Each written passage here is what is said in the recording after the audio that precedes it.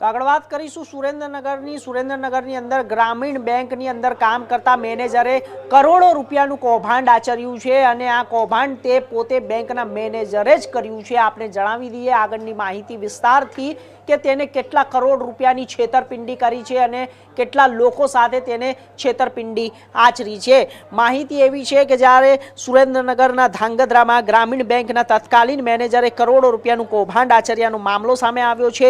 મેથાણ જ્યારે ગામની ગ્રામીણ બેંકમાં મેનેજરે ગ્રાહકોના નામે બોગસ ખાતા ખોલી કરોડો રૂપિયાની લોન ઉપાડી હોવાનું તપાસમાં આવ્યું છે। પોલીસે સમગ્ર મામલે તત્કાલીન બેંક મેનેજર નિખિલ ગૌતમ પ્રજાપતિની ધરપકડ કરી છે।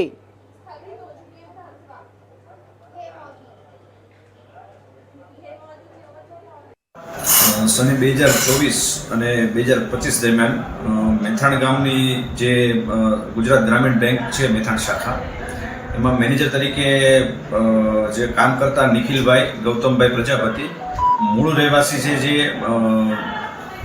સુગર પ્રજાપતિવાસ મહાકાળી મંદિર અને ગાંધીનગરના છે, જેઓ અહીંયા મેથાણ બેંક ગ્રામીણ બેંકમાં બેંક મેનેજર તરીકે નોકરી કરતા હતા।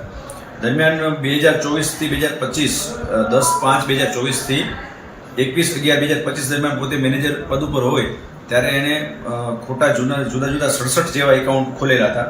જે એકાઉન્ટમાં શિયાળુ પાક ખેડૂતને હોય એના માટેની લોન ઉપરાંત જે પશુપાલન માટેના માલ ઢોર હોય એના માટેની લોનના એકાઉન્ટ 67 જેવા એકાઉન્ટ ખોલેલ।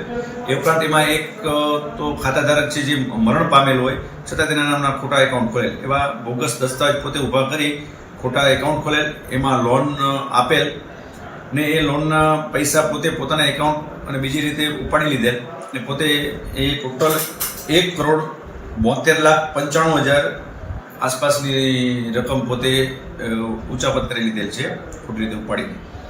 દરમિયાન પછી પ્રાઇમરી ઇન્કવાયરી થતાં અને એને એવું લાગેલ કે હવે આ માહિતી ઉજાગર થઈ જશે એટલે એણે પોતાના એકાઉન્ટ દ્વારા જ તે અને ટોટલ વ્યાજે 2,01,06,400 રૂપિયા એને નાણાં ભરપાઈ કરીને આપેલ છે। નાણાં ભરપાઈ કરેલ છે પણ આ દરમિયાન જે એને ખોટા એકાઉન્ટ ઊભા કરેલ છે, ખોટી સહીઓ કરેલ છે, બોગસ દસ્તાવેજ બનાવીને આખું જે ઉચાપત કરેલ છે, સરકારી નાણાંનો દુરુપયોગ, પોતે સરકારી કર્મચારી હોય તેમ છતાં આજે સરકારી નાણાંનો દુરુપયોગ કરે અને પદનો ખોટો ઉપયોગ કરેલ છે એ બાબતે વિવિધ ધારામાં જે ગુના દાખલ થયેલા છે અને એની તપાસ હાલે DS ચૌહાણ સાહેબ પોસ્ટે ધાંગધ્રા તાલુકા સંભાળી રહેલ છે અને દાખલ તપાસ ચાલુ છે। હાલ આરોપીને એરેસ્ટ કરી લીધેલ છે અને એની વધુ વિગતવાર પૂછપરછ ચાલુ છે। આ અગાઉ કોઈ ભૂતકાળમાં આવો બીજી જગ્યાએ બનાવ કરેલો હોય કે બીજા આવા એકાઉન્ટ ખોલેલા છે, કેટલા છે, આ સિવાય કેટલા નાણાં છે, એ નાણાં લઈને ઉપયોગ ક્યાં કર્યો, શું છે, એની વિગતવાર તપાસ ચાલુ છે અને આ અંગે ચૌહાણ સાહેબ તપાસ કરી છે। તો આગળ વાત કરીશું સોમનાથની અંદર